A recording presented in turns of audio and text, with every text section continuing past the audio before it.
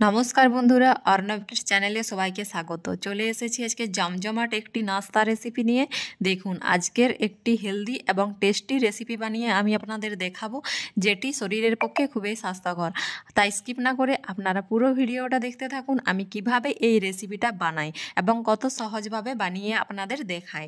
তার জন্য এখানে আমি একটা পাত্র নিয়ে নিয়েছি। এখানে নিয়ে নিলাম 1 বাটি মতো আটা। আজকে আমি কিন্তু এটা আটা দিয়েই বানাবো, আপনারা চাইলে কিন্তু এখানে ময়দা দিয়েও বানাতে পারেন। আর এখানে দিয়ে দিয়েছি পরিমাণ মতো লবণ। লবণটা আমি আটার সাথে খুব ভালোভাবে মিশিয়ে নিলাম। আর ময়ানের জন্য দিয়ে দিলাম সাদা তেল। এরপর আমি হাতে করে ময়ানটা খুব সুন্দরভাবে মাখিয়ে নেব।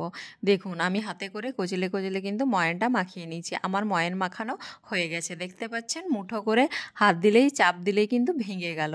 এরপর একটু একটু জল দিয়ে আমি কিন্তু আটার ডোটা বানিয়ে নেব। একবারেই কিন্তু জলটা দেওয়া চলবে না, সুন্দরভাবে একটু একটু জল দিয়ে একটা স্মুথ ডো কিন্তু আমি বানিয়ে নিই। এরপর এটার থেকে একটা একটা করে কিন্তু আমি লেচি কেটে নেব পরোটা সাইজ করে। আপনারাও ঠিক একই রকমভাবে এটা বানিয়ে নেবেন, দেখবেন কিন্তু খুব বানানো সহজ, আর খেতেও কিন্তু সুন্দর আর হেলদি এবং টেস্টি। দেখুন, একটা একটা করে লেচি কিন্তু আমি কেটে নিয়েছি। এরপর কিচেন স্ল্যাব পরিষ্কার করে আমি অল্প পরিমাণে আটা ছড়িয়ে দিলাম। এরপর একটা লেচি নিয়ে আমি এখানে পরোটার আকারে বেলে আপনাদের দেখিয়ে দিচ্ছি। দেখুন, আমি পরোটাগুলো কিন্তু গোল গোল করে বেলে নেব। আপনারা চাইলে কিন্তু পরোটাগুলো চৌকো শেপ করেও বেলতে পারেন। আপনাদের যেটা ইচ্ছা আপনারা সেরকমভাবে কিন্তু বানিয়ে নিতে পারেন।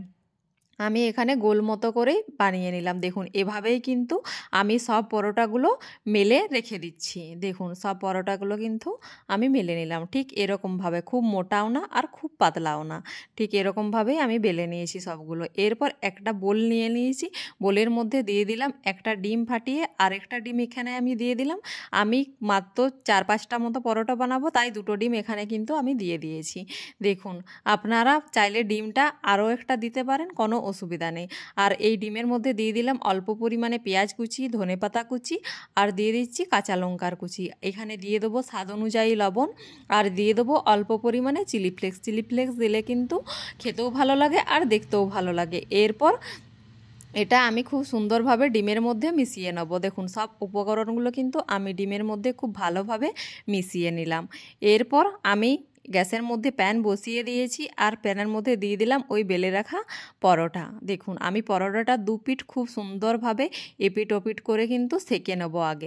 আগে খুব সুন্দরভাবে সেঁকে নিলে কিন্তু পরোটাটাও খুব সুন্দরভাবে রেডি হয়ে যায়, আর রেসিপিটাও খুব সুন্দর খেতেও লাগে।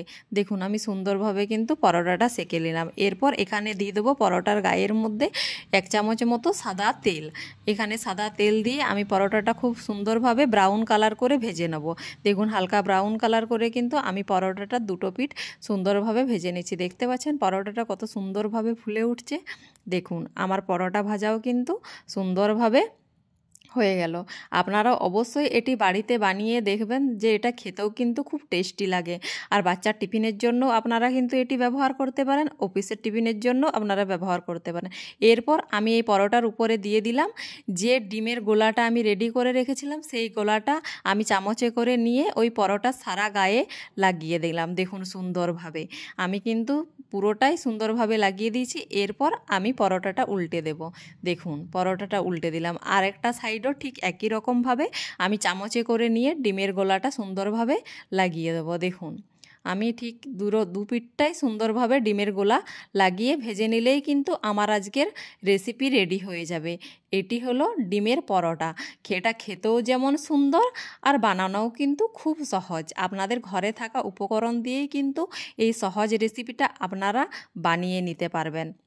দেখুন, কত সহজেই কিন্তু আমার ডিমের পরোটা রেডি হয়ে গেল। বাচ্চাদের জন্য যদি আপনি এটি টিফিনে বানিয়ে দেন, বাচ্চারা কিন্তু খেয়ে খুশি হয়ে যাবে। এটি খেতে কিন্তু অসাধারণ লাগবে। এর সাথে আপনারা টমেটো কেচাপ দিয়ে সার্ভ করে নিতে পারেন। দেখুন, আমার সব ডিমের পরোটাগুলো কিন্তু রেডি হয়ে গেছে। যদি আমার রেসিপিটি ভালো লেগে থাকে, অবশ্যই আমার চ্যানেলটিকে সাবস্ক্রাইব করে দেবেন, এবং লাইক, ফলো, শেয়ার, কমেন্ট করতে একদমই ভুলবেন না। ফিরে আসছি নিত্য নতুন রেসিপি নিয়ে। ততক্ষণ ভালো থাকুন, সুস্থ থাকুন, সাবধানে থাকুন।